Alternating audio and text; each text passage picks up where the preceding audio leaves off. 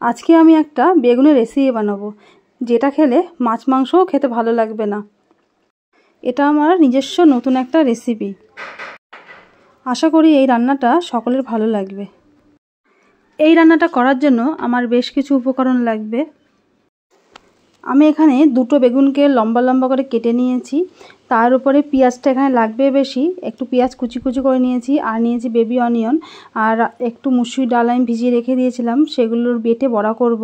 আর এখানে নিয়েছি চার মগজ নিয়েছি, তিল নিয়েছি, কাজু বাদাম, কাঁচা লঙ্কা বাটা, নুন, হলুদ, আর নিয়েছি চালের গুঁড়ো, ধনেপাতা। তারপর এর মধ্যে একটু টক দই আর টমেটো পিউরি দেবো।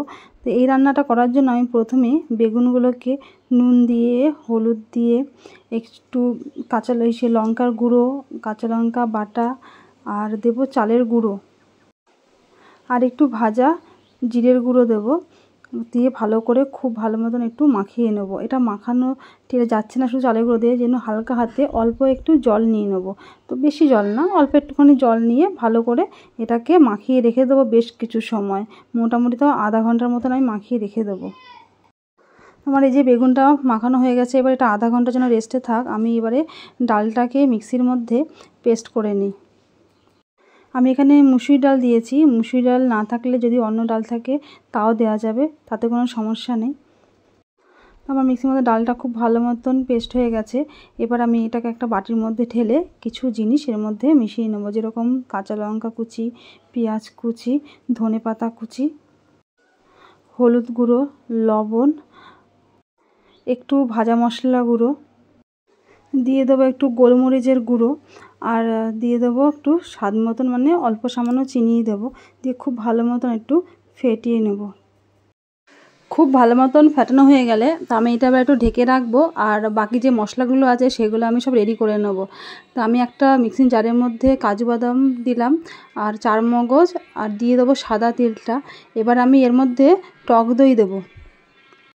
তো টক দই দেওয়ার পরে আমি এটাকে পেস্ট করে নেব।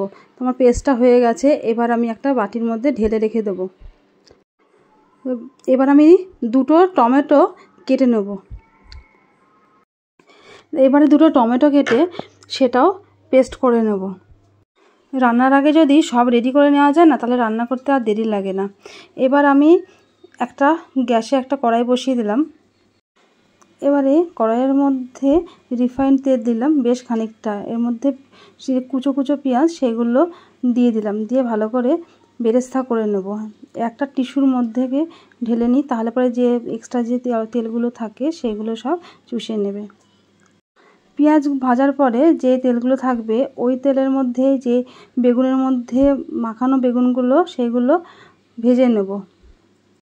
বেগুনগুলো একটা একটা করে দিয়ে দিলাম, মাছ ভাজার মতন করে সব দিয়ে এক একটা করে উল্টে পাল্টে বেগুনগুলোকে একটু ভেজে নেব। উল্টে পাল্টে বেগুন ভেজে যখন দেখব বেগুনগুলো লাল লাল হয়ে গেছে, তখন আমি বেগুনগুলোকে তুলে নেব।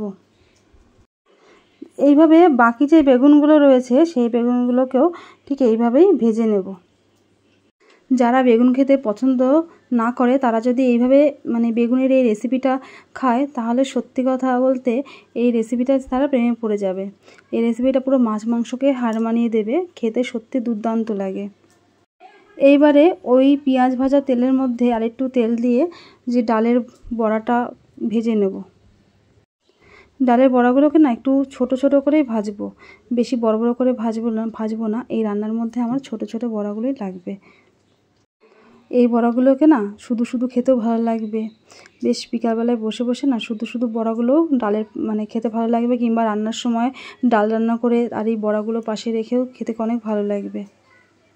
এবারে কড়াইয়ের মধ্যে আরেকটু তেল দিয়ে তার মধ্যে কালো জিরে আর সাদা জিরে ফোড়ন দিয়ে দিলাম, আর দিয়ে দিলাম ওর মধ্যে আর বাকি থাকা যে পেঁয়াজ কুচিগুলো ছিল সেই পেঁয়াজ কুচিগুলো আমি এর মধ্যে আবার দিয়ে দিলাম। এবার আমি এর মধ্যে যে একে যে মশলাগুলো ছিল সেই মশলাগুলো দিয়ে দেবো। এর মধ্যে একটু ভাজা মশলার গুঁড়ো দিয়ে দিয়েছিলাম, আর কাঁচা লঙ্কা বাটা, হলুদ বাটা, আর টমেটো পিউরি একবারে সব দিয়ে ভালো করে এটাকে ভালো মতন কষিয়ে তার মধ্যে একটু দিয়ে দিলাম গরম মশলার গুঁড়ো। এবারে আমি এর মধ্যে দিয়ে দেবো যে এই বেবি অনিয়নগুলো ছিল সেগুলো, আর 3টে কাঁচা লঙ্কা চেরা দিয়ে এটাকে না খুব ভালো মতন কষিয়ে নেব।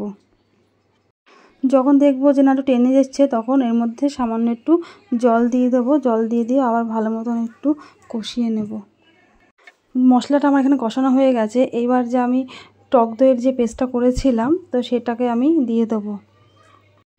এটা না গ্যাসটাকে একদম হালকা মানে মিডিয়াম টু আছে রাখতে হবে। এই কারণে এর মধ্যে কাজু বাদাম বাটা রয়েছে, চারমগজ বাটা রয়েছে, নাহলে সব লেগে যাবে। এবার জল দিয়ে ভালো মতন আবার একটুখানি কষিয়ে নিতে হবে। খুব বেশিক্ষণ কষাতে হবে না।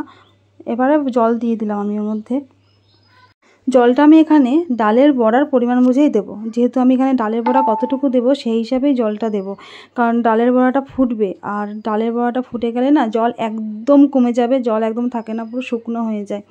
আর আমি এটা সামান্য একটু গ্রেভি রাখবো, একদম ঝোল করব না, আর একদম যে শুকিয়ে ফেলবো সেটাও করব না। তবুও বড়ার মধ্যে যেহেতু বড়া দিয়েছি আমি, ঝোলটা একটু টেনেই নেবে। বড়াগুলো দেওয়ার পরে আমি যখন অনেকটা ফুটে যাবে তারপরে আমি বেগুনগুলো দিয়ে দেবো। বেগুনগুলো দিয়ে দেওয়ার পরে একটু লবণ দিয়ে দিলাম, কারণ লবণটা না একটু কম হয়েছিল। এটা না আমার নাম না জানা রেসিপি। এটার মধ্যে যে আমি কী নাম রাখবো আমি তা জানি না। তো আমার রান্নাটা দেখে যদি আপনাদের কোনোটার নাম ভালো লাগে তো প্লিজ বলবেন যেটা কী নাম রাখা যায়। আমার এই রান্না হয়ে গেছে। আমি এবার এর মধ্যে দিয়ে দেবো একটু চিনি, সামান্য দেবো। পেঁয়াজ অনেক রয়েছে, বেশি চিনি দেওয়ার দরকার নেই, অল্প সামান্য একটু চিনি দেবো। আর ধনেপাতা কুচি আর পেঁয়াজের বেরেস্তা সব কিছু দিয়ে ভালো করে মিশিয়ে আমি এটাকে নামিয়ে নেব। তো বন্ধুরা, আমার এই ভিডিওটা যদি আপনাদের ভালো লেগে থাকে তো অবশ্যই একটা লাইক করবেন আর কমেন্ট করবেন, আর প্লিজ শেয়ার করে দেবেন। আর এই রান্নাটা অবশ্যই একদিন করবেন বাড়িতে, সত্যি অনেক ভালো, মানে অনেকটা টেস্টি, অনেক সুস্বাদু হয়েছিল খেতে। মানে গরম ভাতে এই রান্নাটা দারুণ লাগবে, জাস্ট জমে যাবে, অসাধারণ লাগবে। আজকের ভিডিওটা এই অবধি। তো সবাই ভালো থাকবেন, টাটা, বাই বাই।